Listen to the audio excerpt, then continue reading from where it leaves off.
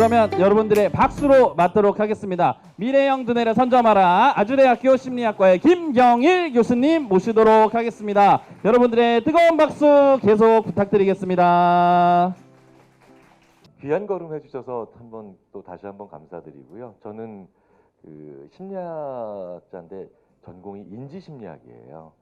사람처럼 생각하는 기계를 만드는 게 가능하다고 믿었던 약간 정신이 이상한 사람들을 조상신으로 모시고 있는 되게 이상한 심리학자들입니다.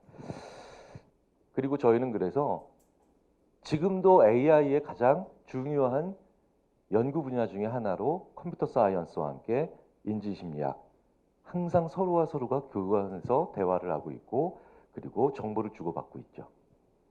그런데 이게 2017년에 마이크로소프트의 드로잉 머신 넥스트 렘브란트가 2017년에 렘브란트 기존 그림 372장을 학습하고 다음날 저걸 그려요. 근데 모든 미술 전문가분들이 렘브란트의 그림 중에 가장 렘브란트 같다 그리고 평가를 내릴 수밖에 없습니다.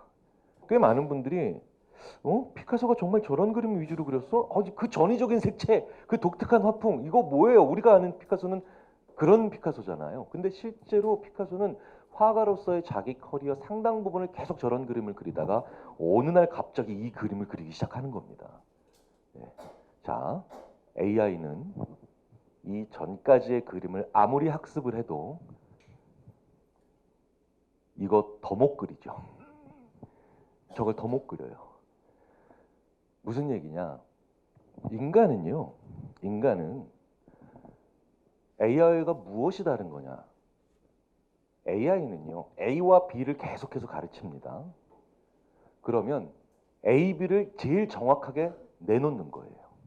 가장 틀림없이. 그게 AI죠. 그러니까 렘브란트 그림을 370장 이상 학습을 하니까 가장 렘브란트 같은 그림을 그리잖아요. 그런데 우리 인간은 A와 B를 열심히 가르쳐 놨더니 어느 날 갑자기 안 배운 C가 휙 하고 나오는 거예요. 그게 인간입니다. 가끔 저한테 이렇게 얘기하시는 부모님들도 계세요. 자, 이제 AI 4차 산업혁명 세상은 다 바뀌고 이제는 호모 사피엔스도 아니고 포노 사피엔스다. 세상은 정말 엄청나게 변한다. 맞아, 대비해야 돼. 그래서 꽤 많은 부모님들이 이렇게 생각하세요. 그러니까 이제 국영수 안 배워야 되겠네요.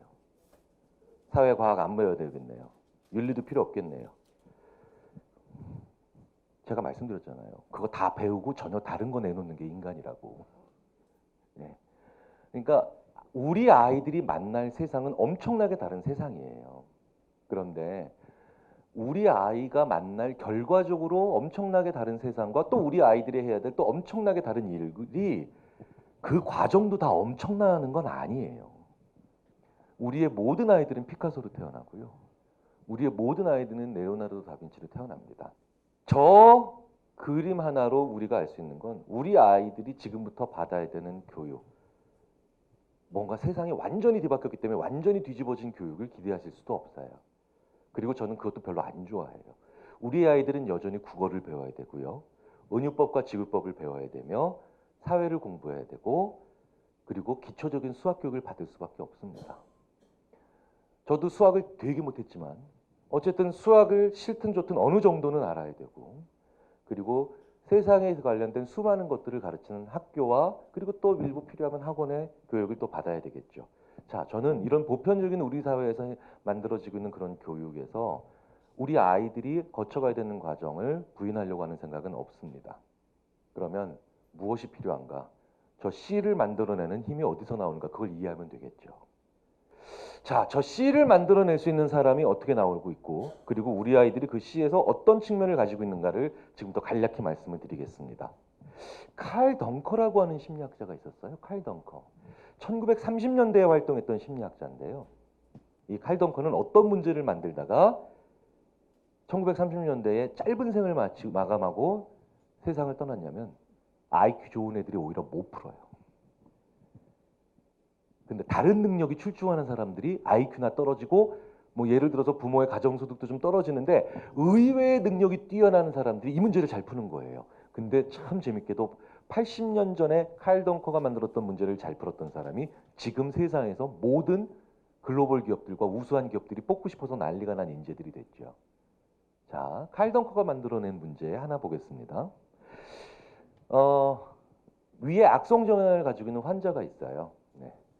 위에 악성 종양을 가지고 있는 환자가 있는데 그 환자의 종양을 제거해야 되겠죠.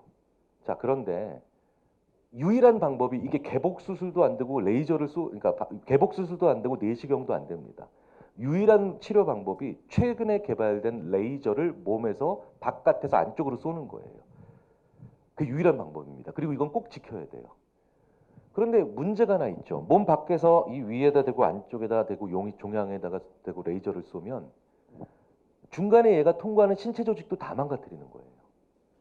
그렇다고 약하게 쏘면 종양이 제거가 안 되겠죠. 중간에 통과하는 신체 조직은 안 망가뜨려도. 자, 그럼 문제가 이겁니다. 이 종양만 제거하고 밖에서 안쪽으로 레이저를 쏘아서 종양만 제거하고 얘가 중간에 통과하는 다른 신체 조직은 안 망가뜨리게 하려면 어떻게 해야 되느냐. 제가 수십 개, 국내외에 수십 개 대학, 우리나라 대뿐만 아니라 미국에서도 정말 난다긴다는 세계 최고의 명문대학으로 꼽히는 유수의 명문대학에서도 정말 많은 대학에서 이 문제를 학생들한테 줘봅니다. 저뿐만 아니라 저 칼덩커의 문제의 가치를 알고 있었던 수많은 인지심리학자들이, 국내외의 인지심리학자들이 저 문제를 학생들한테 줘보죠. 참 칼덩커의 문제가 재밌는 게 뭐냐면요.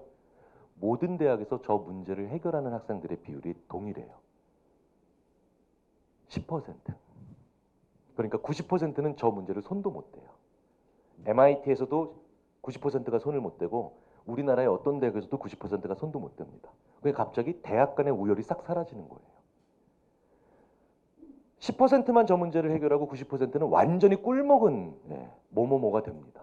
진짜 갑자기 실어증에 빠진 것처럼 애들이 오 이러고 있어요. 얼마나 고소한데요. 자, 그런데 갑자기 제가 야 이런 솔루션은 어때? 라고 하나의 가능한 솔루션 그 해결책을 알려주면 학생들이 막 자기 자신을 저주하기 시작합니다. 왜? 어떻게 저런 아이디어를 저게 맞든 틀리든 그걸 떠나서 어떻게 발상조차 못했냐는 거예요. 약한 레이저를 여러 군데서 쏘면 돼요. 자, 그럼 하나씩 들어가면 다 약하잖아요. 근데 나중에 6개가 6개 다른 방향에서 들어가면 6배가 되잖아요. 마치 우리 어렸을 때 돋보기 가지고 종이 태우면서 놀 때 친구들이 한 너댓 명이 더 와가지고 다 합쳐버리면 나무도 태우는 것처럼. 자, 그런데 저 간단한 아이디어를 90%는 아예 입도 뻥끗 못하고 10%가 내놓습니다. 자, 그런데 지금 전 세계 유수한 그룹은 기업들은 저 10%를 뽑으려고 하는 게 아니에요.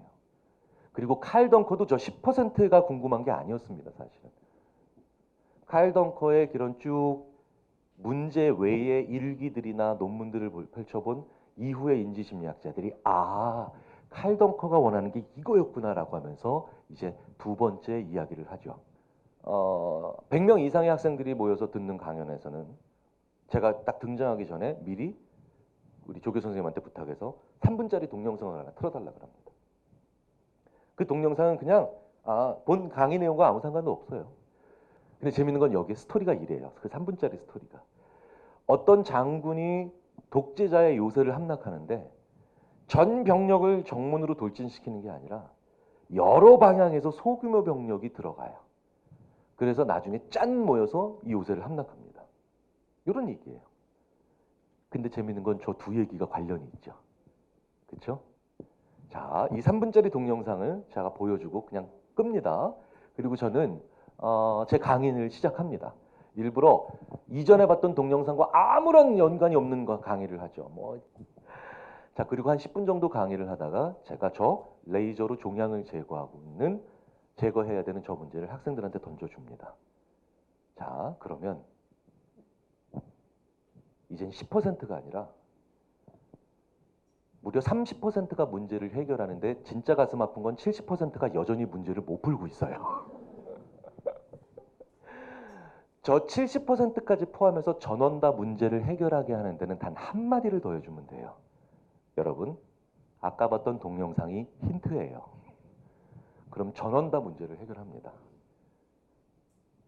구글을 비롯한 전 세계 유수의 그리고 우리나라의 수많은 대기업들, 사람 뽑을 줄 아는 대기업들이 뽑고 싶어하는 친구들은 맨 처음 문제를 푸는 그 10%가 아니라 저걸 가져다 쓰는 30%예요.